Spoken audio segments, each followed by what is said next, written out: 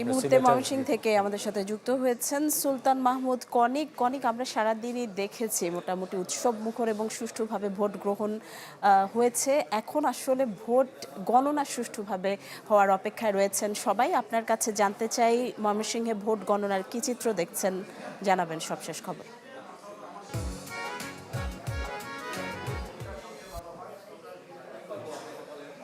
যদি বলি যে শান্তিপূর্ণভাবেই মোটামুটি যে ময়মনসিংহের যে 11টি সংসদীয় আসন রয়েছে সেখানে কিন্তু এই ভোট গ্রহণ সেই প্রক্রিয়াটি কিন্তু শেষ হয়েছে। তবে শেষের দিকে এসে আমরা ময়মনসিংহের ভালুকা 11 আসন যেটি রয়েছে সেই 11 আসনে আমরা দেখেছি যে কিছু সিল মারার কিছু ভিডিও কিন্তু এরই মধ্যে আমাদের হাতে এসেছে। সেখানে প্রকাশ্যে এক ধরনের সিল মারা হয়েছে, সেই চিত্রটি আমরা দেখানোর চেষ্টা করেছি। এর বাহিরে সেই ঘটনায় অভিযুক্ত যে প্রিজাইডিং কর্মকর্তা আছেন ওইখানকার সংশ্লিষ্ট তাকে অব্যাহতি দেওয়া হয়েছে এবং কিছু ব্যালট পেপারও জব্দ করা হয়েছে। এই তথ্যটি আমরা জানতে পেরেছি। আর এই মুহূর্তে আমি বর্তমানে অবস্থান করছি ময়মনসিংহ 7 ত্রিশাল আসনে এবং একটি ভোট কেন্দ্রে। আমি যদি একটু দেখানোর চেষ্টা করি যে এখানে যে ভোটের যে গণনার আগে যে প্রক্রিয়া করা হয়, অর্থাৎ যে সমস্ত প্রার্থীরা এখানে নির্বাচনী প্রতিদ্বন্দ্বিতা করেছেন তাদের পক্ষে যে ব্যালটগুলি পড়েছে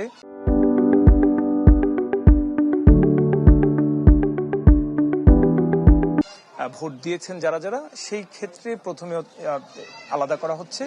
আর যেহেতু গণভোটের একটি বিষয় আছে সেজন্য প্রত্যেকটি গণভোটের যে পেপার সেগুলিও আলাদা করে সুন্দর করে রাখা হয়েছে। এখানে প্রত্যেক প্রার্থীর এজেন্ট যারা আছেন, এর মধ্যে বেশ কয়েকজন প্রার্থীর এজেন্ট আমরা দেখেছি এখানে আছেন এবং প্রিজাইডিং অফিসার সম্পূর্ণ যে নিরাপত্তা যে ব্যবস্থা সেটি নিশ্চিত করেই এই ভোট গণনার কার্যক্রম সেটি কিন্তু চালিয়ে যাচ্ছেন। বলে রাখি যে আমরা সকাল থেকেই ময়মনসিংহের 11টি সংসদীয় আসন রয়েছে। ময়মনসিংহের সেই 11টি সংসদীয় আসনের বেশ কয়েকটি আসনে আমরা ঘুরে দেখেছি। সকালের দিকে কোনো জায়গায় ভোটার উপস্থিতি আমাদের চোখে বেশি পড়েছে, আবার কোনো কেন্দ্রে কিছুটা কম পড়েছে। তবে দুপুরের পরে কিছুটা খালি থাকলো, বিকেলের দিকে আবার অনেক জায়গায় সেই সংখ্যাটা কিন্তু বেড়েছে।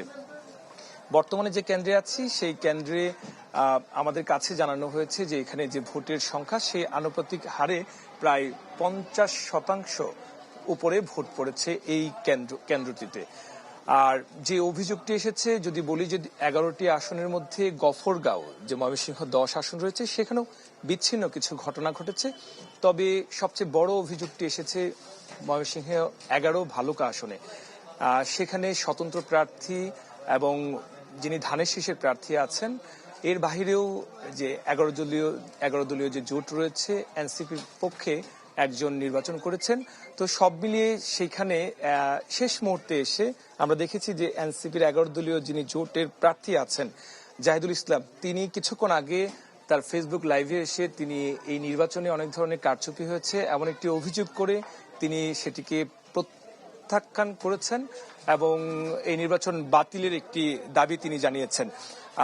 তো বলা চলে যে এর বাহিরে যে অভিযোগগুলি এসেছে এবং বিভিন্নভাবে যে ছবি প্রকাশ হয়েছে, সেই জায়গায় আমাদের হাতেও একটি ছবি এসেছে সিলমারার যে ছবি, সেই ছবিটির যাচাই বাছাই চলছে এবং যারা এর সাথে জড়িত তাদের বিরুদ্ধেও ব্যবস্থা নেওয়ার জন্য প্রশাসন এবং রিটার্নিং কর্মকর্তার পক্ষ থেকে যে ব্যবস্থা নেওয়া হয় নিশ্চয়ই পরবর্তী সংবাদের মাধ্যমে সেটি আপনাদেরকে জানিয়ে দেওয়ার চেষ্টা করব।